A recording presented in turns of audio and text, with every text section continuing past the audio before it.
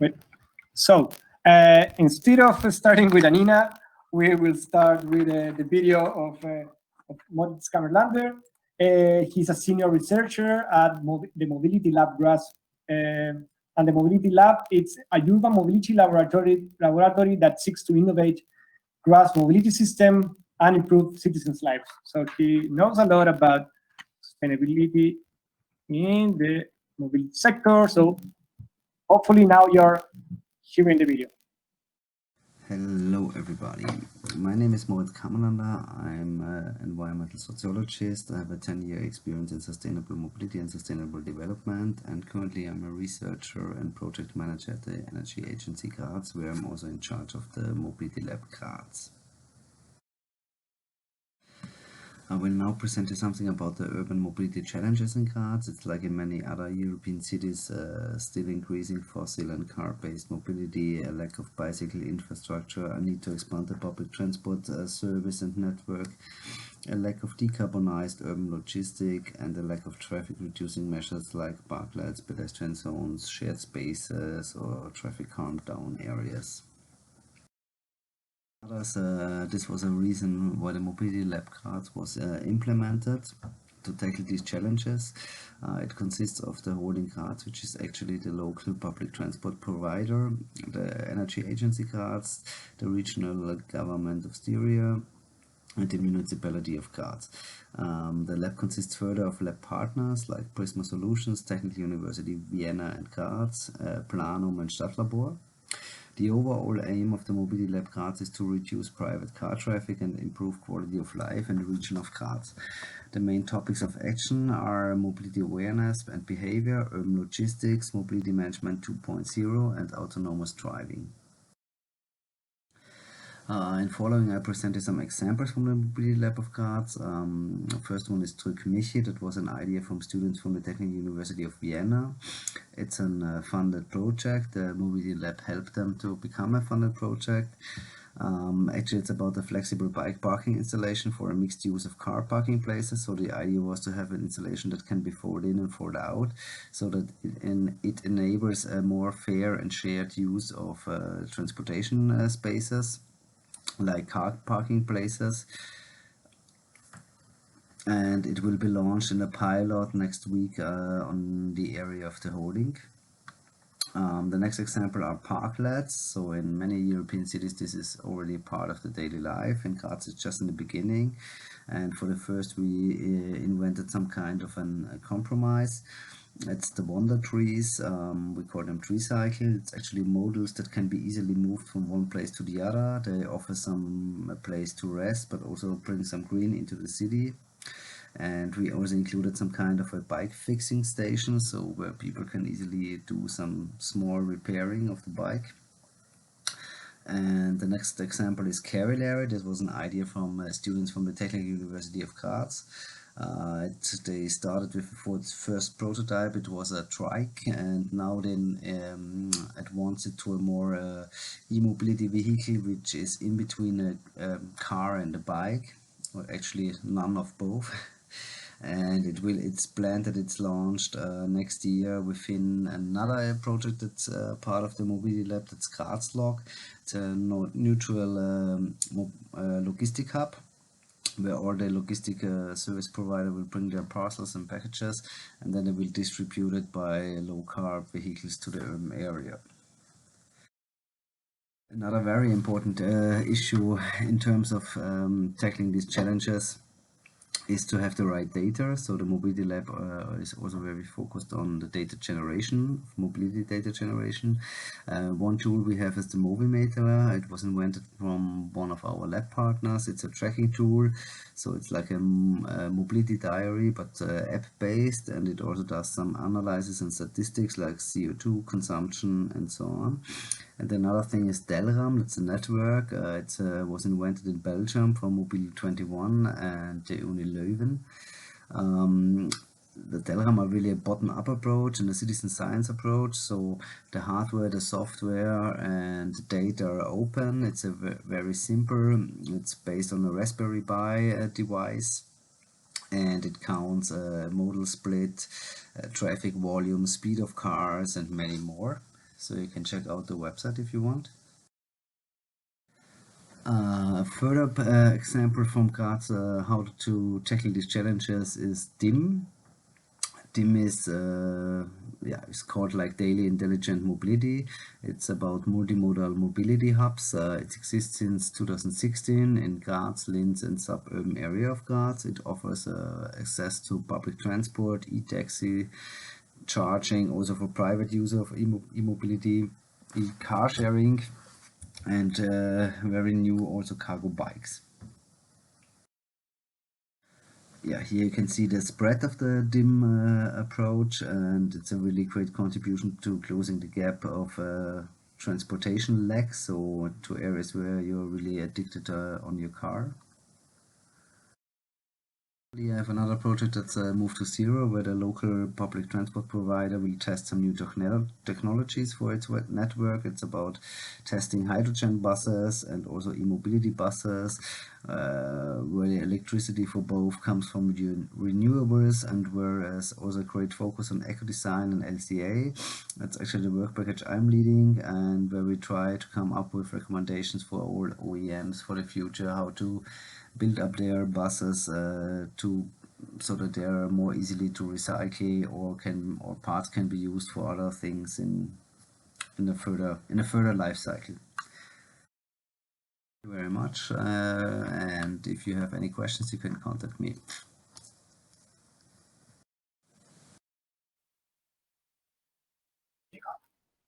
Okay, that was awesome. Thanks a lot, Moritz, for this very interesting presentation. Lots of insights. Hopefully, the audience took note of the best ideas. Now we're gonna quickly move to Annina's video. Let me put the link again. I fix the access. And you should be hearing Annina right now. Good morning, everyone, and a warm welcome also from my side. My name is Annina Thaller, and I'm currently working as a PhD student at the University of Graz. Today I will give you some short insights on the sustainability challenge urban mobility is currently facing. So let's start. Let's start with urban development around the world. In general, urban can be described as a place-based characteristic that incorporates elements of population density, social and economic organization, and the transformation of the natural into a built environment. There exists a variety of city types depending on whether we deal with developed or emerged economies, new or older cities, as well as depending on their street patterns and sizes. A city furthermore fulfills certain functions, such as administration, industry, finance, or transport. It is expected that in 2050, nearly 70% of the global population will live in cities. Therefore, it is not surprising that one of the 17 Sustainable Development Goals, or SDGs, deals with making cities inclusive, safe, resilient, and sustainable. Now let's have a closer look at the transport or mobility sector. It was responsible for 28% of the global final energy demand and 23% of global energy-related CO2 emissions in 2014. Furthermore, in comparison to other sectors in the past half-century, the fastest emission growth took place in the transport sector. Coming to the EU level, in 2016, 71% of all passenger transport in the EU 28 countries was solely related to car transport. Also for Austria, the picture is similar. We find a high degree of so-called automobile dependency on the global, EU and national level, where motorized fossil-fueled individual transport dominates. So how should sustainable transport look like? The following definition summarizes 3 main points. A sustainable transport system allows the basic access and development needs of individuals, companies and societies to be met safely and in a manner consistent with human and ecosystem health, and promises equity within and between successive generations. It is affordable, operates fairly and efficiently, offers choice of transport mode, and supports a competitive economy as well as a balanced regional development, and limits emissions and waste within the planet's ability to absorb them, uses renewable resources at or below the rates of generation, and uses non-renewable resources at or below the rates of development of renewable substitutes, while minimizing the impact on land and the generation of noise. we compare this goal with our current transport systems, a range of challenges come to mind. I tried to summarize some prominent problems associated with today's mobility, such as accidents and travel safety, air pollution and health, congestion, costs of mobility, emissions and climate change, geographic sprawl and loss of public space, long commuting, noise, and public transport inadequacy. The goal of sustainable mobility is to tackle the named problems and even more, to ensure energy security, economic development, quality of life, and environmental protection, as this illustration from the Transformative Urban Mobility Initiative shows. But how to combat this challenge? In his sustainable mobility paradigm, Bannister summarized 4 different kinds of actions that are needed for such a change, namely reducing the need to travel, encouraging modal shift, reducing trip lengths, and encourage greater efficiency in the transport system. This is highly related to the so-called avoid shift improve, or short ASI concept, where avoid refers to avoiding or reducing travel, shift to a shift towards more energy efficient modes, and improve to improving efficiency through vehicle technology. The illustration, again from the TUMI, shows the ASI concept in relation to energy efficiency by targeting transport activity, modal shares, and energy consumption. The GIZ summarized 10 general principles for sustainable urban transport, incorporating all 3 dimensions of the ASI concept, namely planning dense and human-scale cities, developing transit-oriented cities, optimizing the road network and its use, encouraging walking and cycling, implementing transit improvements, controlling vehicle use, managing parking, promoting clean vehicles, communicating solutions, and approaching the challenges comprehensively. Especially the last principle summarizes the plan for today very well: to work together on ideas on how to combat the sustainability challenge of urban mobility from a circular economy perspective. I hope I could give you some impressions for you to consider throughout this workshop and maybe also beyond. Thank you for joining, and if you have questions, I would be happy to answer them. Okay, another amazing presentation. Thanks a lot, Annina, Thaller. I think that was also full of insights and hopefully was thought-provoking for many of you here. We will now give the room to Christian Kozina. Christian is the speaker of Move It, a campaign that advocates for a socially just and ecologically sustainable mobility system in the greater Graz area. He's also a scientist at the Center for Sustainable Social Transformation at the University of Graz. And Christian, I'm giving you the presenter role right now, so you can share your presentation and give us your speech. A modal split, which doesn't look that, well, it's okay. It's only 40% by car. It's already almost 60% without cars. But if we look on the passengers kilometers, it's less. So it's the second diagram, because of course the ways with the cars are way longer. And then if we look on the emissions, on the NOx, PM10 or CO2 emissions that are caused by passenger traffic, we see that's almost everything caused by cars. Next one, please. You can try to think about, okay, people have to switch from cars to other vehicles, but if you think about these 5 challenges and think about self-propelled vehicles, that wouldn't help us a lot. The same is to vehicles with lower fuel consumption. As long as you stay with fossil fuels, that's not a really solution. So the solutions are on the lower part. So we have the public transport, the cycling, the walking, and of course some other new forms of urban mobility. In between there is this cars with alternative drive, with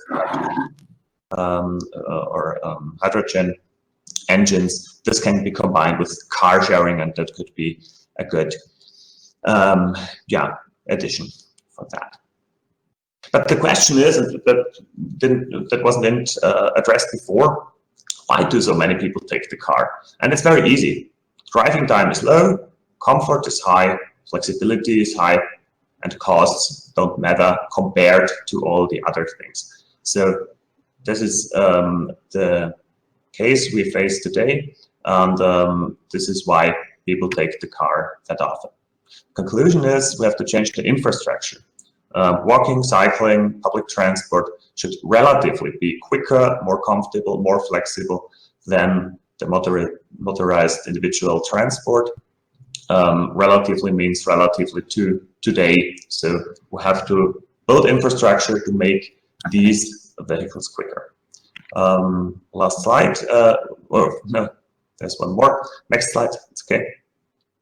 New priorities in traffic planning.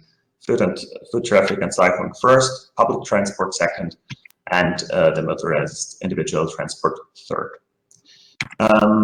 That's what we want to see as Move It. It's a cooperation of NGOs in Graz with focus on sustainable transport systems. So in a long participation process, we worked on 12 demands for a better infrastructure for pedestrians, cyclists, public transport users. You can find it on our website in German only. Yeah, there are way more information. There's also a plan with many maps for Graz, how we see the future of the city. Thank you.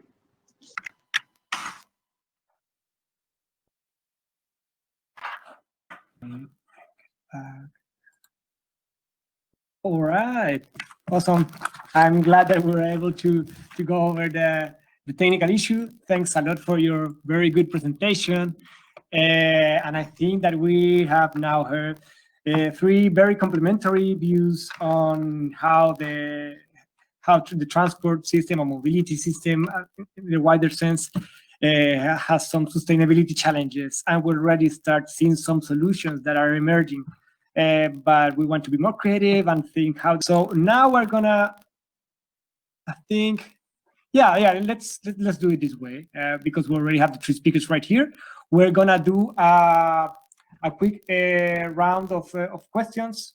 So you can either write your question in the chat or raise your hand or just say, I have a question. And we'll give you the voice. Let's just keep it under 5 minutes in total for hopefully one question for each participant. So if anybody's got something that would like to clarify or ask right now, this is the moment.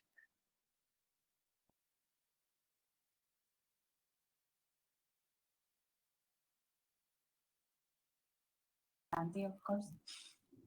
Santi, please come around.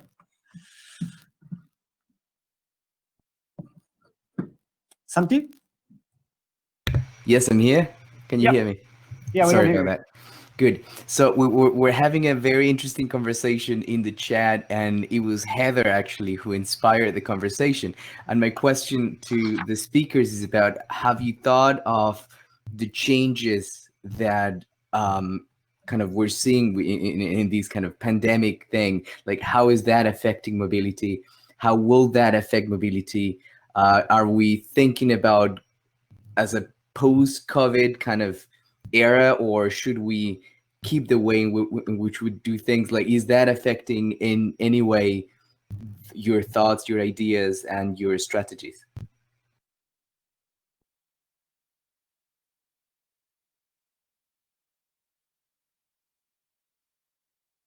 Who are you addressing that question to, Santi? Well, I think all the three, I don't know if the two first speakers are in the room at this point, but like it's for everybody, I guess.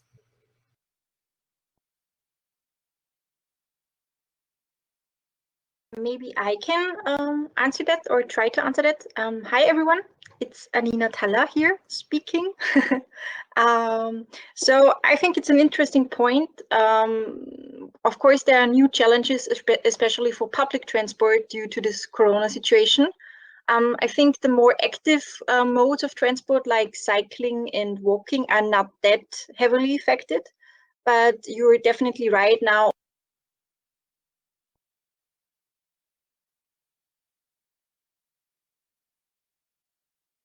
Can you hear me? Now we can hear you again. You were lost for a second. Okay, good. So especially wearing masks, I was referring to in the public transport. Of course, I read your comments in the chat. Of course, this is also a new challenge for safety, especially for more higher or heavily affected.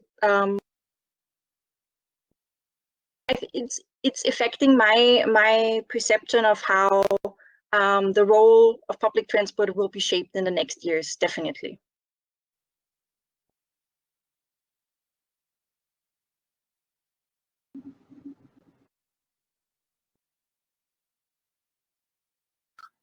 Awesome. Would you like to add something, Christian or Moritz?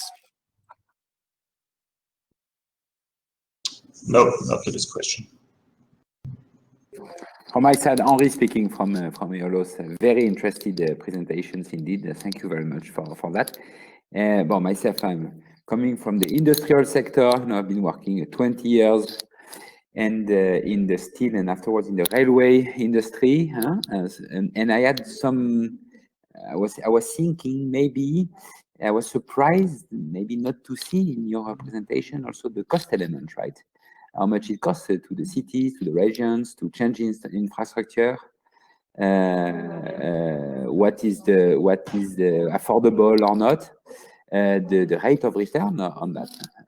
Voilà, so maybe some feedback from the presenters on this question. Maybe I can add something because it's very cheap if you build infrastructure for walking and cycling. It's expensive if you build infrastructure for public transport and for cars as well, if you build streets. So the question is, you can do a lot, I think, for walking and cycling without having a lot of money.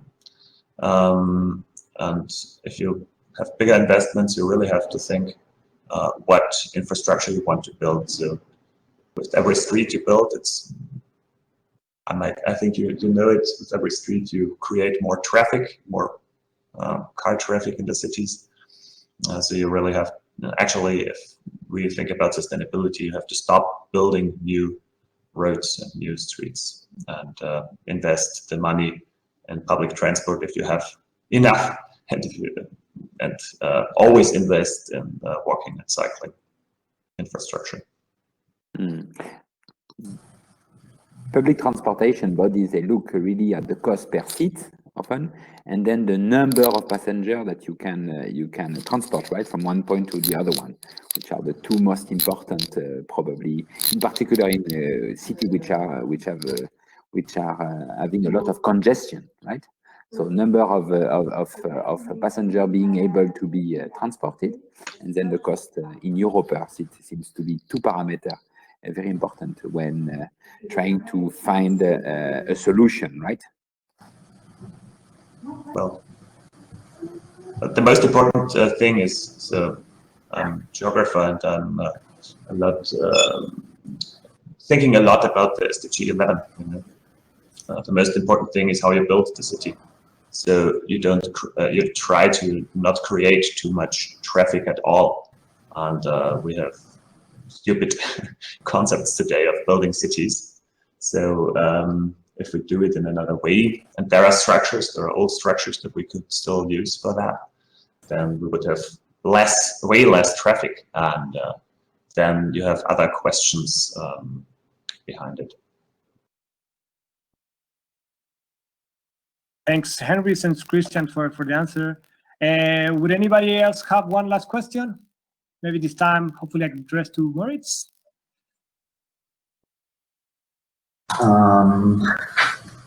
Yeah, I was just busy with reading all the chat messages and questions. Would you like to comment on anything that was said there, or in the messages, or in the previous questions? I just can say, well, I think it's also important to invest in public transport, but it has to be done really wise. And the great adventure or advantage of the city of Graz is that you can easily reach any point by feet or by bike. So that's really great. So we have a public transport system, but you really need it only for the longer distances. But there are still some black dots on the map of Graz where we need to expand the network. So I agree with Christian that investments in walking and cycling should be preferred, but probably also to public transport.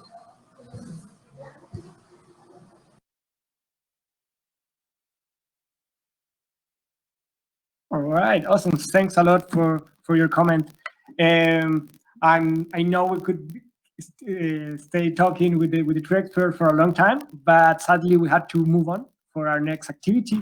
So I thank you very much to the three of you for your very interesting presentations and the round of Q&A. So I expect that you're able to stay for the rest of the day. And if not, you can just write me internally to see when is the best moment to leave. But the longer you stay, the better, and the more insights we're gonna get for the teams. Okay, so now we are gonna move into our next activity. Stay with me here in the plenary while I explain it for a minute before